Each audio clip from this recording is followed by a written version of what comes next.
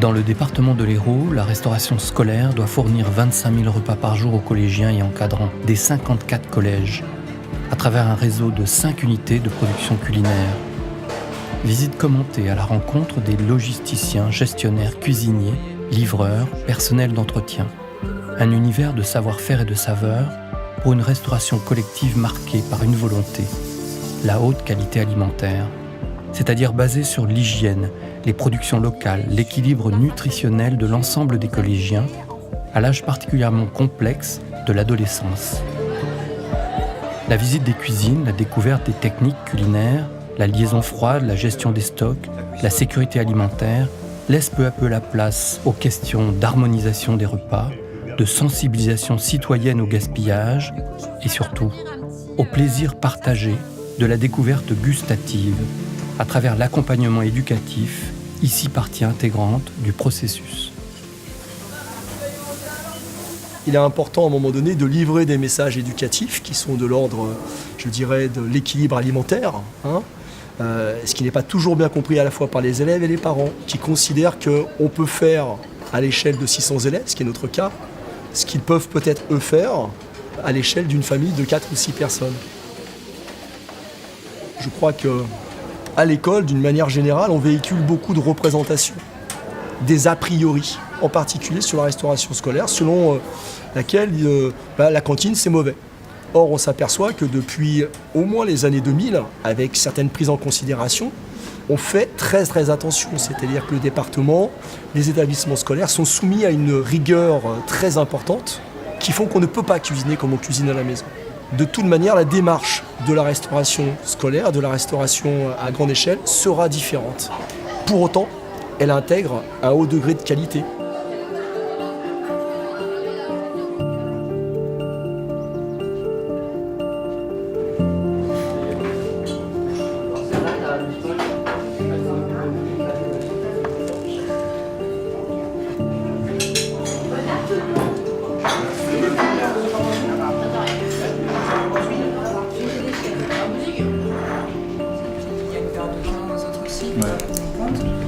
Donc en coût prévisionnel de ce cycle, on est à 2,16 € hors taxe. Les menus sont maintenant harmonisés sur les 5 cuisines centrales.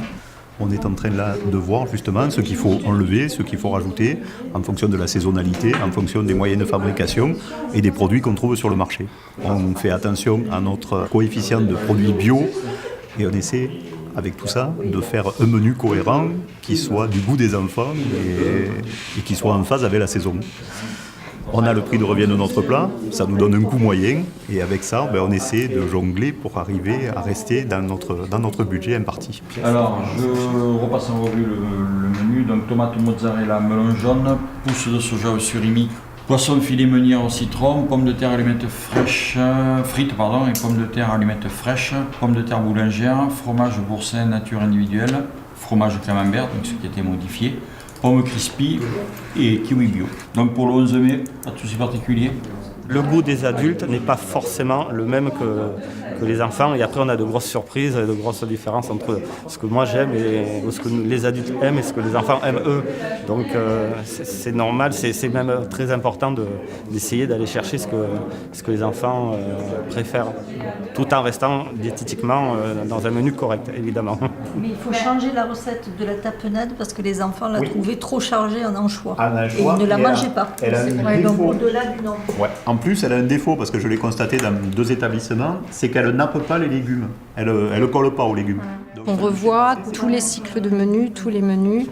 Et on travaille avec les chefs du PC, avec les équipes, les chefs de fabrication. On retravaille toutes les recettes. On apporte notre expertise sur l'aspect nutritionnel, le respect des fréquences, la saisonnalité. Donc peut-être effectivement des plats qu'on mettait avant toute l'année, des salades de tomates, on essaie de les mettre plus spécifiquement pendant le printemps et l'été, sur les plats de légumes aussi. Filet de maquereau à l'escabeche, gardien de taureau à rosser, rôti de dinde de sauce tartare, pommes vapeur persillée, poêlée ratatouille gnocchi, fromage de tome blanche, yaourt bio nature, c'est les 2 vaches plus sucre, gâteau de semoule individuel et poires en sauce chocolat. Mais c'est pareil, ça se cuit au four. Si on a mis un sauté, c'est qu'il y a une raison. Voilà. C'est pour utiliser les... Il faut remplacer pour pas utiliser tout au four. L'UPC de Puisserguier produit exclusivement des menus pour les collégiens du département, essentiellement sur le secteur Piémont-Biterrois. Aujourd'hui, nous livrons 11 établissements du secteur, ce qui représente en moyenne un petit peu moins de 4000 repas par jour. Le principe d'une cuisine centrale, c'est produire des repas, mais surtout s'assurer d'une sécurité sanitaire avec une maîtrise de la marche en avant et de la traçabilité des produits de tous les instants. Du moment qu'une marchandise rentre par un fournisseur sur notre cuisine, elle est automatiquement identifiée, tracée, répertoriée, et à partir de ce moment, il suit une logique d'acheminement jusqu'au consommateur qui nous interdit toute marche en arrière. On pourrait à ce moment-là perdre la traçabilité de ce produit ou le recontaminer. La finalité du produit, c'est une fois rentré dans la cuisine, c'est d'être dans une zone propre, exempte de tout risque de contamination. Là, nous sommes dans la chambre froide des légumes et des fruits, qui est à 3 degrés. Là, nous avons des bananes et des poires qui sont pour le jeudi de la semaine prochaine. Donc, je le signifie au chauffeur que c'est pour la journée de jeudi, ça évite de chercher. Et après, donc, la personne concernée prend directement la palette, va au comptage et va faire la répartition par établissement. On a quelques productions locales. Donc, on a reçu ce matin des pommes du Carroux.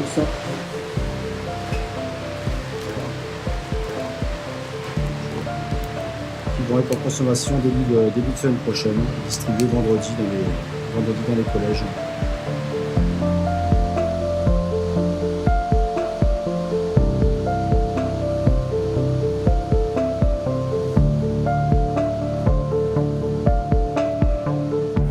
Donc ici tout est stocké. Généralement ça reste pas bien longtemps puisqu'on commande vraiment à flux tendu. Donc tous les produits après repartent sur la droite, sur les rolls, ceux-là qui sont répertoriés par jour de consommation et donc qui sont pris directement par le préparateur de cuisine. Et on a un libre choix, donc après il n'est pas interdit non plus aux cuisiniers de venir rechercher une matière parce qu'ils trouvent que c'est pas assez, il n'y a pas assez de goût, c'est pas vraiment limité. Après, on a la partie surgelée, où pareil, donc la marchandise arrive, est stockée sur palette, et préparée aussi, donc un côté chauffeur, un côté cuisine.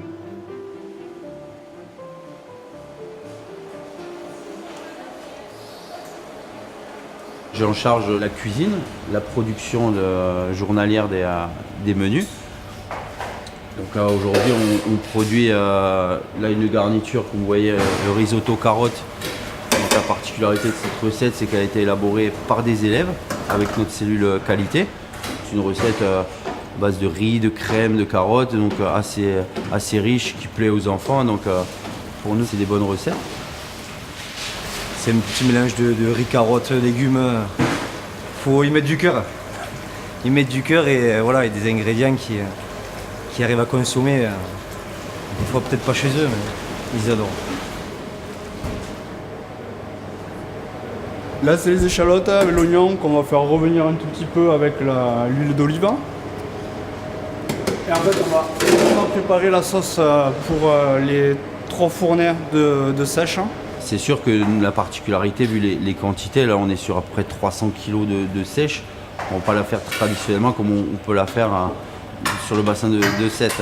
Donc là, on a une recette typique régionale, qui peut, même si c'est à l'américaine, hein, mais bon, sèche à sétoise ou américaine, la sèche est très consommée dans le bassin méditerranéen et je pense que ici les collégiens sont plus habitués à manger ce genre de produits que dans le nord par exemple. Donc ça plaît beaucoup.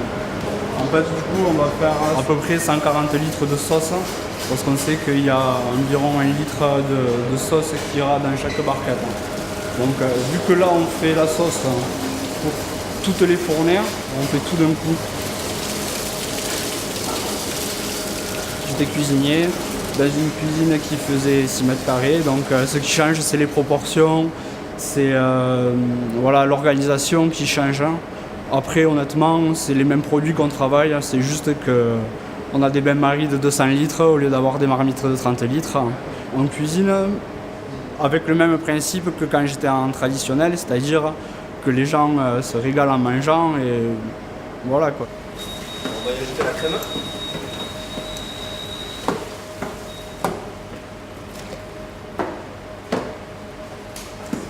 Et là, produit terminé, dégustation.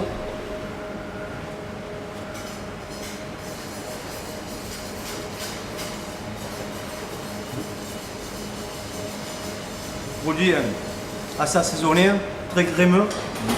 Un résultat Très bien. difficile à croire. Pour une grosse quantité comme ça, bien sûr. Légèrement al dente, que le produit puisse ne pas subir une surcuisson. On est assez à cheval sur ses goûts, on goûte beaucoup en cuisine, on se concerte, on améliore et on essaie d'obtenir le meilleur résultat. Après, c'est des produits qui tiennent assez bien, les carottes, on a des carottes fraîches, on travaille quand même avec des très bons produits. Le riz est de bonne qualité aussi, et la technique est maîtrisée. À partir de là, on peut commencer à mettre en barquette.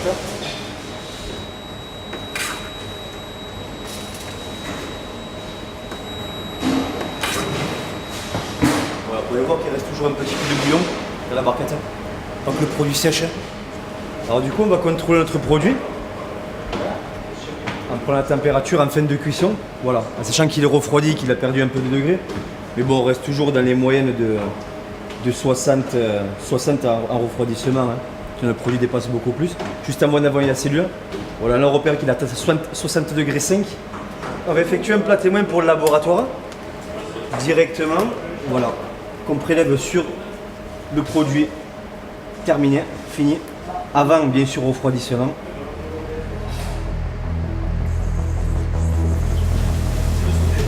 C'est le carotte risotto, c'est le numéro 2, 51 minutes, 5 degrés.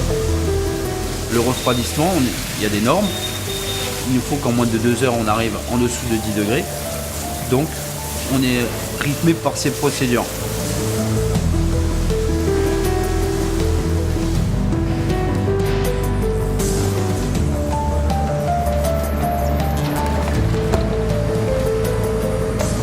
Moi j'ai des souvenirs, même ne serait-ce qu'à l'époque du fameux service militaire, j'étais en cuisine déjà, et le matériel ça n'a rien à voir. Hein. Si j'en parle, je passe pour un fossile. Hein.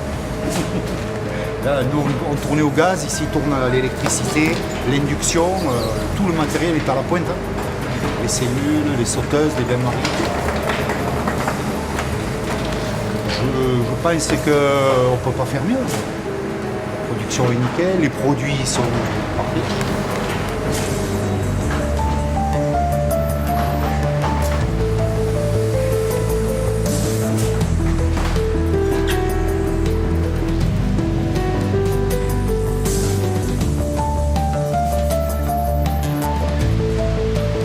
On renote la traçabilité, et après on fait la répartition.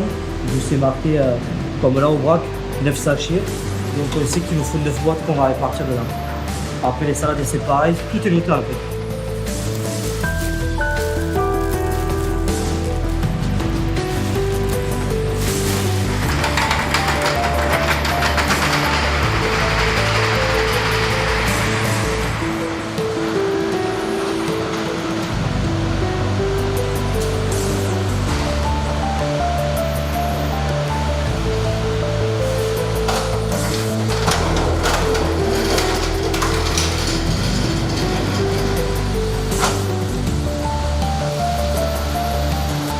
On est en lien permanent avec les collèges que l'on livre. Donc on se concerte souvent. Ceux qui ont le lien direct, ce sont les chauffeurs. Ils nous rapportent de suite à chaud les commentaires du personnel de cuisine sur les collèges. Donc ça c'est très intéressant et on communique beaucoup tous ensemble. Et 160 yaourts avec les dés de Roquefort pour la salade. Voilà madame. Merci, journal. Je te la laisse, je vais rentrer. Là, je rentre à l'UPC. Je vais décharger ce que j'ai ramené aujourd'hui, là, les caisses vides. Et après, je fais tout ce qui est répartition de production chaude et surgelé pour la livraison de demain, qui est le repas de lundi. Super. Voilà.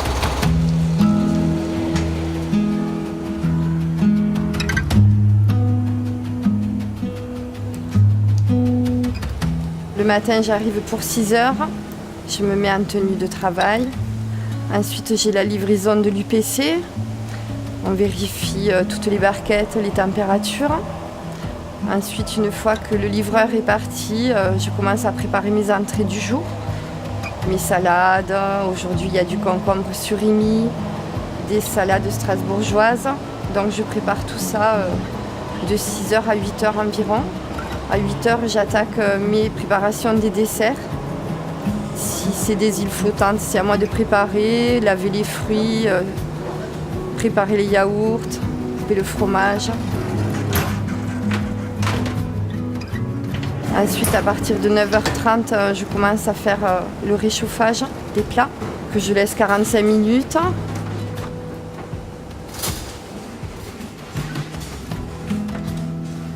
Pendant ce temps, je m'occupe du nettoyage, commencer à préparer le pain, la mise en place. À la sortie du four, je reprends la température pour voir si elle est toujours bonne. Ensuite, on le met dans le maintien chaud qui est à 76 degrés pour que ça reste toujours à 63 minimum.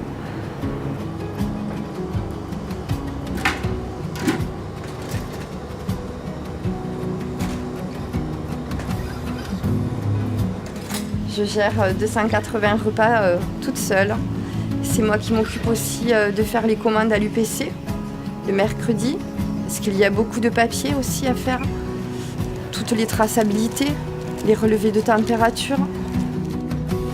Une fois par mois, j'ai le labo qui vient du département faire un prélèvement d'échantillons d'une entrée, d'un plat chaud, d'un dessert, mais aussi des surfaces. Ils viennent prélever, vérifier si tout est propre. Ça peut être une assiette, un micro-ondes, un frigo. Ça peut être tout ce qu'il y a dans la cuisine. Le plus dur, c'est gérer son temps. Voilà, et ne pas se laisser déborder. À 12h, on commence le service. Les enfants, les professeurs, l'administration, tout le monde qui travaille ici peut manger au restaurant scolaire. Les élèves sont joyeux avec nous, on parle beaucoup avec eux. Il faut aimer la cuisine, il faut avoir du goût pour la présentation. Si c'est pas présentable, les élèves, ça leur dit rien. Leur faire manger des légumes, c'est déjà difficile. Alors si c'est mieux présenté, ça donne envie de prendre sur son plateau et puis de goûter. Ils nous connaissent, il y en a beaucoup qui aiment converser avec nous et c'est intéressant. On a un échange avec l'élève. Quand il ne veut pas un morceau de poisson ou quelque chose, on lui dit on t'en met un petit bout, tu goûtes. Si tu aimes, viens en chercher d'autres. Mais fais-nous plaisir, goûte-en un peu. Prends un produit laitier, prends un fruit, pour qu'ils aient un plateau bien rempli, pour qu'ils puissent tenir toute la journée. Et puis après, ils nous disent finalement, c'est vrai, c'est bon.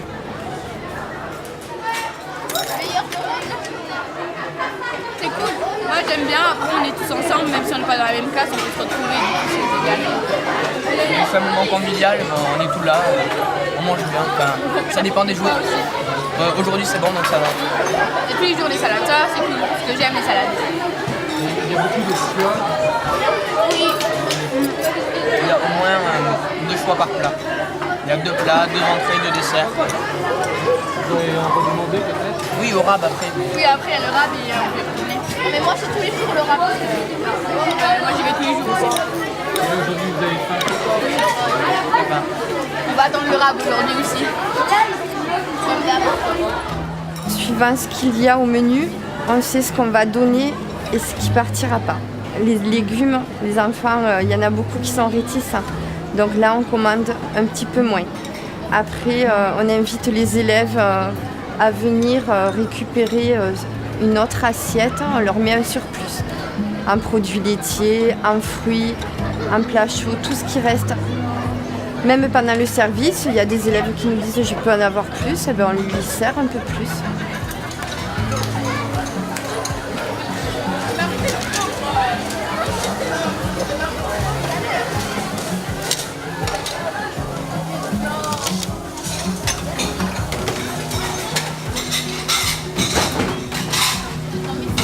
On finit en général vers 12h50 et là, on attaque le gros nettoyage.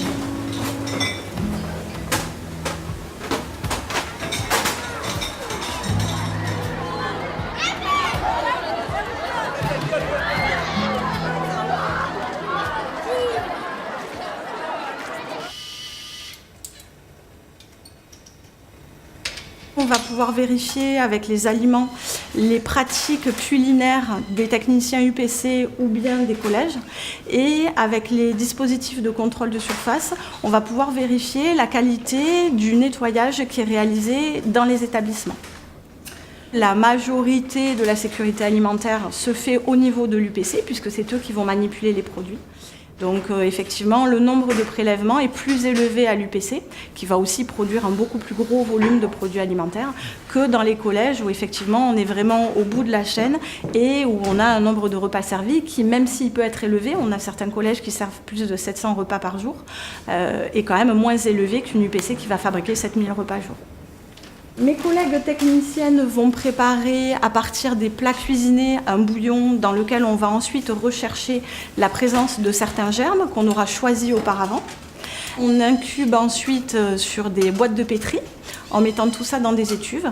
Et puis après, on a des lectures qui nous permettent de vérifier la présence ou l'absence des germes.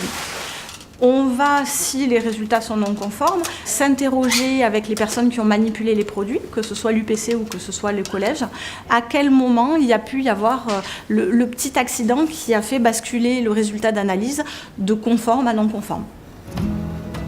On est depuis 2010 sur des audits qui sont réalisés de façon inopinée, que ce soit avec les UPC ou avec les collèges. On essaye de balayer l'ensemble des manipulations et on suit les agents qui travaillent sur la production ou le réchauffage des repas pendant toute la matinée jusqu'au service. Et selon les besoins aussi de l'équipe, on peut aller jusqu'à assister au nettoyage, à la désinfection de l'équipement de cuisine. 83,8, ce qui est très bien. Température supérieure à 63 degrés. Au niveau de la traçabilité, on marque la dénomination des produits qui sont en cuisson, on met les heures de fin de cuisson. Je vais aller de la réception jusqu'à la fin à l'expédition en suivant toutes les étapes du produit en soi. Et je regarde tous les points de contrôle à risque, c'est-à-dire les prises de température, mais aussi tout ce qui va être nettoyage des locaux. C'est important que les produits soient élaborés dans des locaux propres, voilà, et sains. Et je vérifie le bon fonctionnement, on va dire, et je donne des conseils. Les repas témoins vont être également gardés en cuisine centrale. Combien de temps vous les gardez là? Donc on les garde 12 jours. Donc 15 jours sur 2 semaines de 5 jours.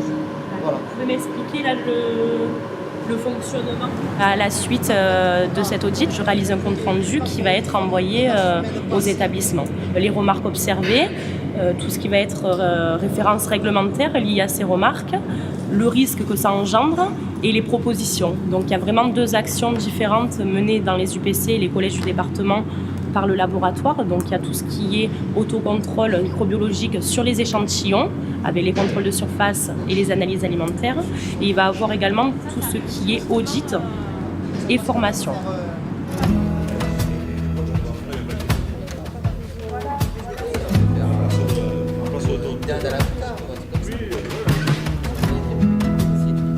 C'est une réunion avec les responsables de cuisine satellite, donc des collèges, des gestionnaires. On a la présence de parents d'élèves et de délégués de classe, de certains référents administratifs. C'est un échange avec toutes ces personnes-là. Ce sont les derniers maillons de la chaîne, ils sont vraiment au plus près des élèves. Donc ce sont eux qui nous disent là ça a été apprécié, là ça n'a pas été apprécié, tout ce qui est positif ou négatif. Et travailler dessus pour essayer d'améliorer notre qualité de service, que ce soit nous ou dans les collèges satellites aussi. Là c'est des gnocchis à bouillir en fait, pâte. Ouais, réchauffé, ouais. Nature, ça vaut pas le coup. Avec la ratatouille, il y avait une recette avec de la ratatouille. Avec le poulet. Il y a des jours où elle passe avec le plateau vide, où on doit se fâcher, qu'elle prenne à manger. Et il y a des fois, c'est là le problème. Honnêtement, tu prends pas la peine de goûter. On part du principe qu'un enfant qui rentre à la cantine, il doit passer avec un plateau complet. Donc il y a quand même 3 choix en entrée, il y a 3 choix en fromage, donc en laitage, il y a 2 choix en dessert, il y a systématiquement 2 choix sur le plat principal, le plat chaud. Donc on refuse qu'un enfant passe avec le plateau vide, mais on ne peut pas l'obliger à manger et on ne peut pas être derrière chaque table. Alors c'est vrai qu'en tant qu'infirmière, je reçois des élèves qui ne mangent rien, qui ne mangent rien et qui viennent me voir à 14h parce qu'ils font des malaises. Donc moi maintenant, je le règle en téléphonant aux parents quand même.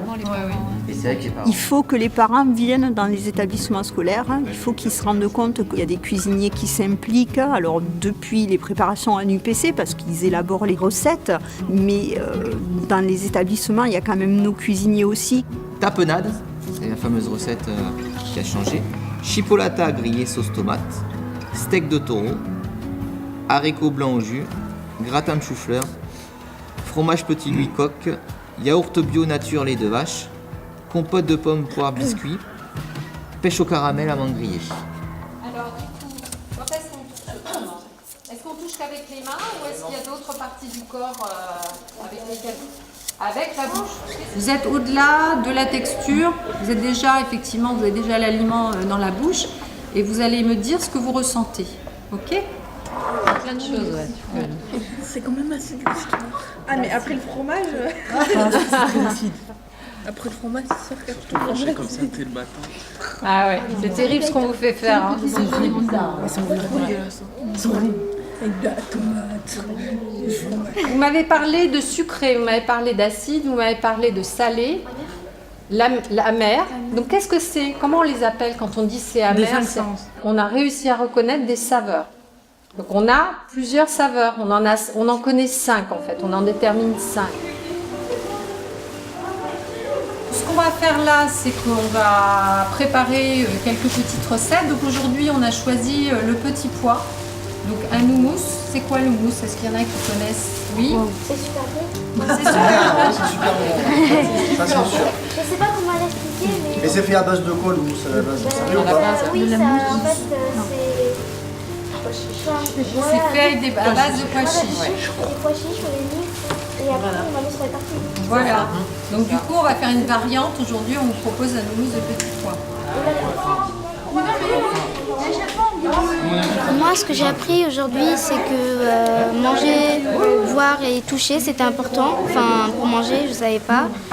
Et aussi, on a vu que les adolescents, il fallait que ce soit, entre parenthèses, beau pour qu'ils mangent. Mais aussi, j'ai appris que j'aimerais bien goûter aussi le mousse au petit pois. Ça a l'air trop bon. Ouais, c'est bon ou pas? Ouais. Ouais. Tu rajoutes rien? Allez. Peut-être un peu de tabasco. Voilà, mais un peu plus que 3. Mais en 4. Ouais, 4 ou 5, c'est l'huile d'olive, c'est très bon pour la santé. 6. On dirait de la confiture. C'est du nuté pois. Ouais, c'est du nuté pois. C'est du nuté pois. Ouais, bien trouvé. Non, voilà. C'est vraiment bon. Je pense que c'est le problème des choix parce que ça revient souvent les mêmes repas et je pense que cet atelier il est là pour qu'on trouve de nouvelles recettes et qu'on ait de nouvelles idées à proposer aux élèves pour les faire pour les faire aimer des choses qu'ils n'aimaient pas avant. Entre un petit sixième et un grand troisième qui fait du sport, il y a des besoins qui ne sont pas les mêmes. Mais au niveau des grammages recommandés, pour autant, ce sont les mêmes. Donc cette difficulté d'adapter à votre appétit, à votre rythme de vie et à vos besoins. On a un peu focalisé notre réflexion et notre travail l'année dernière sur la qualité de l'accueil, sur comment ils vivent la demi-pension et cette année sur l'aspect gaspillage. On fait une focale un peu plus précise sur un thème pour pouvoir justement travailler avec les élèves, leur apprendre à s'exprimer sur ce thème-là, parce que utiliser les mots justes, avoir conscience des tenants et des aboutissants, c'est-à-dire toutes les problématiques liées à l'UPC, la cuisine centrale, liées à la préparation des repas ici, et liées à la consommation et ce qu'on fait des déchets ou ce qu'on fait de ce qui n'est pas consommé. Donc avoir une idée de toute la chaîne. Donc c'est une prise de conscience de ce que c'est que le gaspillage et pourquoi, qu'est-ce qu'on peut y faire. Et après, ce qui est encore peut-être plus important pour nous, c'est de travailler sur comment on peut faire pour faire évoluer les comportements, comment on peut faire évoluer les élèves à la fois dans leur représentation, mais aussi dans leur manière de se comporter à la demi-pension par rapport à la prise alimentaire. L'élève qui vient manger à la cantine, il est dans la représentation vis-à-vis de ses camarades. Et si ses camarades lui disent oh, « ça c'est mauvais, on ne mange pas », pour rester conforme au groupe, il dira « c'est mauvais, on ne mange pas ». Quand bien même, il trouverait ça intéressant. Donc effectivement, on est dans des jeux psychologiques assez subtils qui sont complexes à maîtriser, surtout à cette échelle-là et surtout à l'échelle de l'adolescence. L'élève est en pleine construction de son identité, et donc de l'identité aussi culinaire, de ses goûts. Et ce qu'il donne à voir auprès de ses camarades, c'est une image de lui. Et ça fausse aussi pas mal quand même la relation à la nutrition. Les effectifs. Alors l'aspect prix, il existe bel et bien. Il est rarement évoqué par les familles. Pour autant, c'est une vraie considération du département qu'on met en avant nous. C'est-à-dire que la tension entre le coût d'un repas et ce qu'il y a dans l'assiette et ce que paye la famille, c'est mal compris par les gens. On leur dit très souvent que ce qu'il y a dans leur assiette, c'est pas ce qu'ils payent. Et quand on leur démonte tout cela, quand on leur explique, ils sont quelque part un peu surpris. La question, c'est pas de ne pas juger. La question, c'est de juger avec les bonnes informations. En tant que représentants de parents d'élèves, nous participons à des commissions cantines et nous avons eu l'occasion de rencontrer le personnel de l'unité de production culinaire de Fabreg, ce qui nous a permis de découvrir le cheminement des produits, donc du producteur à l'assiette de nos enfants, et de nous rendre compte également des grandes contraintes pour l'UPC avec de très nombreux efforts faits pour la qualité des produits servis aux élèves des collèges. Ces visites, ces projets, ces échanges que nous avons de manière régulière, eh bien, ça nous permet vraiment, je pense, de changer les représentations. J'aime bien ce terme parce que je crois qu'on est beaucoup, et c'est normal, on est beaucoup dans des représentations mentales. On se représente les choses, malheureusement pas telles qu'elles sont.